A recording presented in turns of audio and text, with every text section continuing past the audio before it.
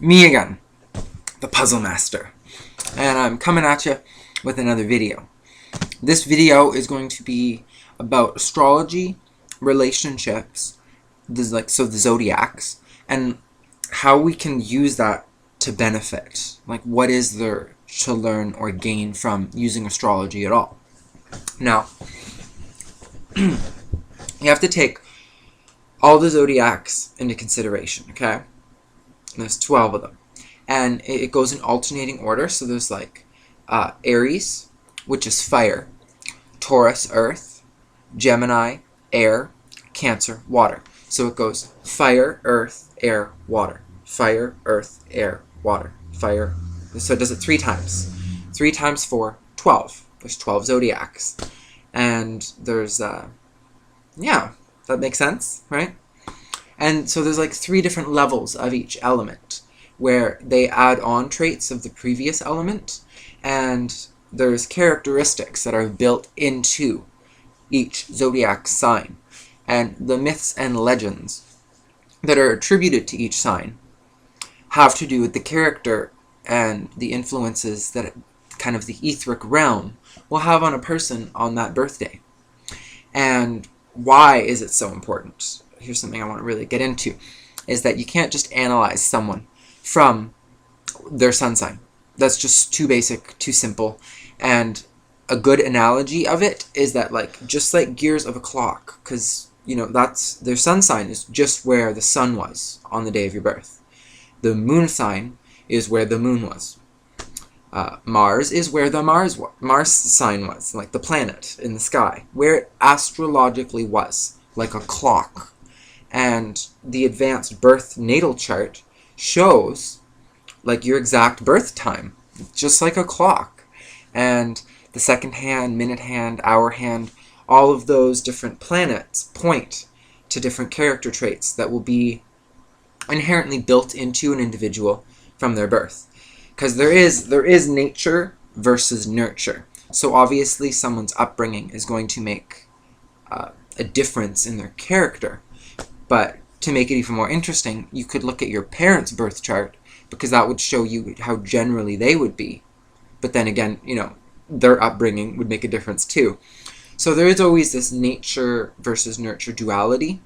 But one thing that is very important to understand about astrology is that at the end of the day, when you come home, or like you've gone out into the world and now you've returned to like your bubble, however your character, because every character, every person, every individual thinks dramatically different. And this is an epiphany that was kind of shattering to me. Like, it actually shattered my reality and like changed how I think. And like just from the past 2 months, I'm like a totally new individual now. Because I used to think everyone thought like me. I used to think that everyone was, you know, all lovey-dovey feelings and just wants the best for humanity. But it turns out that there's a lot of signs that are a little more cynical, manipulative, and like cold and detached. But that isn't because of anything in our world. That's actually just something not of our world, in the etheric realm, that's crystallized in their soul, that makes them who they are. And a lot of this astrological data, or astrology, can be applied to know our character flaws, and then use that information to at least try to help implement it in our world, using a deeper understanding of ourselves. Kind of like looking at ourselves in a mirror, but like a truth mirror that tells you how it is without any freaking sugarcoating the stuff there. And I'm just trying to think here. Like, so when you're saying like, oh, what's your sign? And you're like, oh, I'm a Taurus. Okay, that's my sign. And I don't know why the computer keeps going over there. It's on like this intelligent thing that's supposed to be able to follow me. But there we go. It seems to understand where I am now. But with this astrology stuff, you have to look at each planet. Like, so Mercury. And I'll quickly go through what that means. So your sun sign is kind of like your divine soul. It's what came into this world. It's like your battery, and it doesn't really change. It's kind of at your core. That's why they use the sun sign in like newspapers, because it, generally speaking, it's like the most you. However, that's generally speaking. If you want to go into your natal chart and know more, then there's where the moon was, which in ancient Vedic texts they used.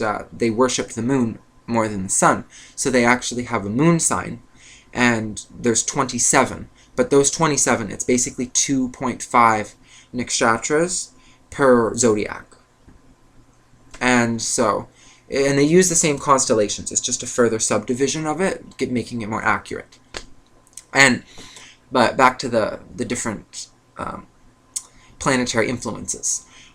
So then the moon represents your inner consciousness, how you think. And that's why, personally, I think moon signs are the most important. I'll give you like 5 seconds to try to think of what my moon sign is. Okay, it's Gemini. I wonder if you guessed right. You know how you can tell I'm a Gemini? Geminis can just talk and talk and talk. That's kind of a trait that's built into them. And that ability is because Gemini is ruled by the planet Mercury. And Mercury is like the divine communicator. And other things with Gemini is that it's the child zodiac. Of all the zodiacs, it's considered like the child. And it will have a nature that others perceive as being kind of childlike or immature, juvenile, very sociable at the same hand. And even though it says that Gemini is the twins, Gemini are actually like people that have Gemini and Moon will have almost like 5,000 different personalities. And yeah, it's true. Because that's my moon sign and I can attest to it. So there you go. And if you look at my other videos, I'm sure you'll notice that I do often portray myself differently.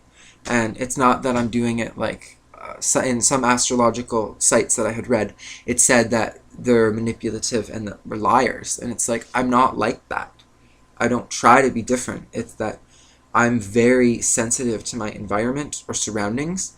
And I just tend to, it's not mimicry. It's just that that's how I am. I'm very moldable and like innocent and juvenile and gullible and stupid. So I can tend to be misled astray.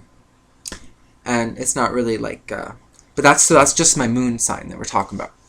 Because then you can look at your Venus, which is how you express love. And your Venus is very important because it's, hard for me to explain. In romantic relationships, it's how, like, the moon is your mind, but like all of this stuff is in your mind, okay? Like all of it. They all kind of come together like little gears that make up how you think. And Venus is the planet of love, goddess of love. So that would be how you express yourself in love. And then there's Mars, which is the god of war. But it can also be how you express yourself, like, because obviously, like, every individual doesn't experience war on a day-to-day basis. But what that means on a deeper level, how that applies to people, is that with Mars being the god of war and fire, is that it's how you would take action. So if you're put in an awkward situation, how you would deal with stress. You know what I mean? Like, and depending on where your Mars is placed, that's kind of like your temper. So, for example, I'll make something up. Like, okay, well, this is true. My sun sign is in Taurus, which is supposed to make Taurus really stubborn and temperamental. Now, I'm just trying to think. I have to look at something for a second. Sorry. My Mars is in Aquarius, and Aquarius is an air sign. So, because Mars being in an air sign, that's not a very good place for it to be in my chart, which actually wouldn't help my temper. and Aquarius is one of the more not conservative signs. It's the sign that just fucking free-range thinking, new age everything, wants to change the world. And yeah, so it can be a little, and it's also very kind of timid and shy and like reclusive. So that's not the best place for my Venus to, or my Mars to be in, sorry. Yeah, my Mars is in Aquarius. And so when you're looking at all these different things and you're trying to add them all together to see like, well, how is my character? Well, at the end of the day, you know how you are. You know what kind of person you are. And all of these little tidbits just give you information from a third-person perspective viewing you. Because it can be very hard for people to see their faults. Some signs have that built into them where they're a little more analytical and want to delve into things, deep stuff. For example, my sign, like my moon, I told you it was in Gemini, but it's also Migshira, which is the deer head, and it likes searching and finding new things all the time, and is supposed to be all about learning new things. As soon as I learn something, I'm just like, meh, I haven't even learned it all, but I'll just move on to the next thing. And it really doesn't, at least having my Taurus helps to keep me on subjects a little bit longer than I normally would.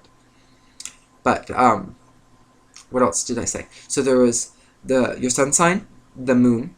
There's also your Lilith, which is like your dark moon, which isn't actually an astrological place in the sky, like an actual planet, I should say, but it is an actual astrological place in the sky that moves just like the gear of a clock at its own speed, but it's almost like a fantasy planet that's like invisible, like there isn't one there, but it's made up of mathematical relationships of other planets, like I think the sun and the moon or something, like in your chart equals that, but it's basically like a mathematical planet that is made from other relationships, and that shows you like your inner dark self, like your evil side that like you wouldn't really like to disclose to the world. Mine's in Virgo, which makes it kind of messed up because Virgo's the Virgin, and that's where my Lilith is. And Lilith is like the god of like sex and lust and like all the negative stuff. So if wherever your Lilith is, it's almost like the reverse of that sign. So if Virgo's the Virgin angel, well then the mirror image of that would be like a dark, slutty angel. But yeah, and I'm just trying to think of what other planetary influences would be important to mention. Give me 1 second, sorry. Okay, so I mentioned the sun, I mentioned Venus, which is love. Mercury represents your communication abilities. So if Mercury was in my Gemini sign, then that would just make me too much. I don't think it is. I don't remember offhand what it is, or where it falls. Mars is your assertiveness or sexual. And yeah, the more out you get in the planets, like if you were to look up the Kabbalah tree of life, any of the ones that are closest to Earth are the most influential. So like the ones that I've already mentioned. Saturn and Neptune and Jupiter, those all do represent character traits, but they're not as fundamentally important, like on just interactions on day-to-day basis with people, but it still affects your day-to-day thoughts because it's a gear in there. But yeah, thank you for watching. I hope that this has imparted some information to you, and I will see you in my next video. Please like this and subscribe if you haven't already. Thank you.